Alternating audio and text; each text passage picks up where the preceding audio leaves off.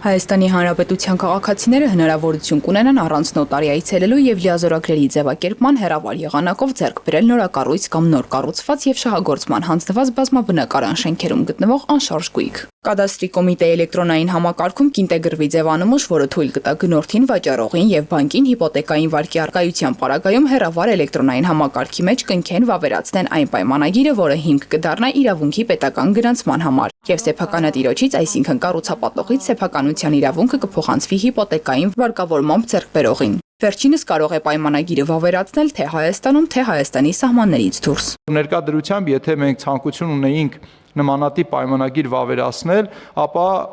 քաղաքացին, կամ ոչ քաղաքացին, ովքեր որ ունեն իրավունք համապատասխան անշարժ գույքը ձեռք բերելու, կամ պետք է գտնվեին Հայաստանի Հանրապետությունում եւ ֆիզիկապես այցելեին նոտարին, կամ պետք է տրամադրեին լիազորագիր որևէ քաղաքացու կամ որևէ անձի, ով պետք է այցելել լիազորագիր, կամ եթե արտասահմանից էին ուղարկում այդ լիազորագիրը, ապա պետք է համապատասխան ընթացակարգերով անցներ, հաստատվեր այդ լիազորագիրը, նոր դրանից հետո տեղի ունենար այս գործարքը։ Փոխվարչապետ Տիգրան Խաչատրյանը նկատեց, ընթացակարգն այս կերպ ավելի է պարզեցվում, քանի որ հանվում է նոտարի վավերացման պահանջը, ինչպես նաև հնարավոր է դառնում ել ավելի վստահել թվայնացման միջավայրում կիրառվող տեխնոլոգիաներին։ Սուրեն Թովմասյանի խոսքով այս ուղղությամբ աշխատանքները շարունակվելու են եւ գործարքների այն տեսակները, որոնք այսօր հնարավոր է իրականացնել թվային մեխանիզմների կիրառմամբ, կկատարվեն այդ եղանակով, թեթևացնելով վարչարարությունը։ Նոր կարգավորումներ կլինեն նաև արտահանման գործընթացները դյուրացնելու եւ արտահանումը խթանելու համար։ Այդ կարգավորումները վերաբերում են սահմանային անցակետերի մոտ հերթերի կառավարմանը եւ կൂട്ടակային կայանատեղիների ստեղծմանը։ Պետեկամուտների նախագահի խոսքով նախագիծը երկու հիմնական նպատակ ունի։ Առաջինը նախնական հերթագրման եւ մեկնող տրանսպորտային միջոցների վերաբերյալ տեղեկատվության հավաքագրման միջոցով ապահովել ապրանքների արագ եւ անխոչնդոտ անցումը մաքսային սահմանով, երկրորդը բացառել տրանսպորտային միջոցների կൂട്ടակումները պետական սահմանի անցման կետերում։ Նախ ասում ենք, որ երկու մաքսակետերից խոսքը Բաղդաշանի եւ Ագարակի մաքսակետերի մասին է խոսքը, իհարկե հետագայում կարող են դրանք ընդլայնվել, ինչու այդ երկուսը, որովհետեւ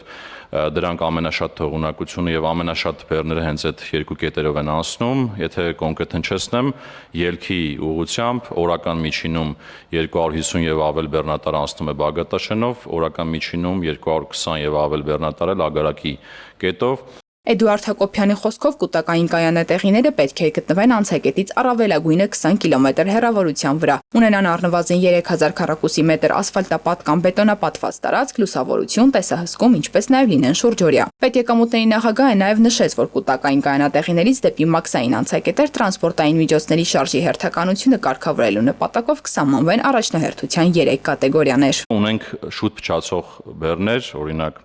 կենթանի ձուկ, միս, մսամթերք, կատնամթերք, մրգեր, բանջարեղեն։ Երկրորդը հատուկ մաքսային ընթացակարգերով ձևակերպված ապրանքներ են ունենալու առաջնահերթություն, մասնավորապես օրինակ միջազգային միջոցառումներ ուղարկվող ապրանքները կամ դիվանագիտական բեռները կամ դոնորական առանձին ապրանքներ։ Եվ մի կարևոր առաջնահերթություն էլ լիազորված տնտեսական օպերատորները,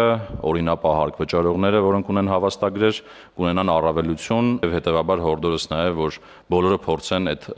համակարգին մոտ գան եւ ստանան այդ հավաստագրերը։ Հերթերի կառավարման համակարգը թափանցիկ է լինելու եւ տեսանելի բոլորին, վստահեցրեց Էդուարդ Հակոբյանը։ Քաղաքացիները կարողանալու են տեսնել, թե կայանման ինչ տեղեր կան, իսկ գնի համար առավելագույն չափ է սահմանվելու։ Խոսքը 5000 դրամի մասին է։ Կառավարության մեկ այլ որոշմամբ Շիրակի մարզում կանաչ տեխնոլոգիաների հաբ կրթական կենտրոն եւ 6 տեխնոլոգիական կացարան կառուցելու համար համայնքային հողամասը ուղղակի վաճառքով կոտարվի Գյումրի տեղեկատվական տեխնոլոգիաների կենտրոն գիտակրթական հիմնադրամին։ Հիմնադրամը նախատեսում է իրականացնել տվյալ տարածքում բարեգործական ծրագիր, մասնավորապես կանաչ տեխնոլոգիաների հաբի հիմնում,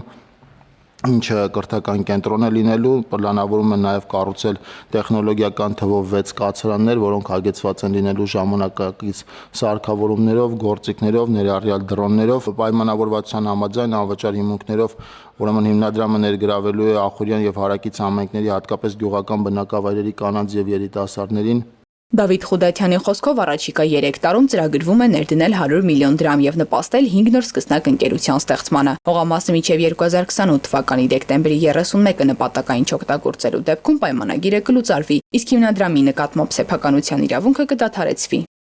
Էլեն Խուդան, Հորիզոն։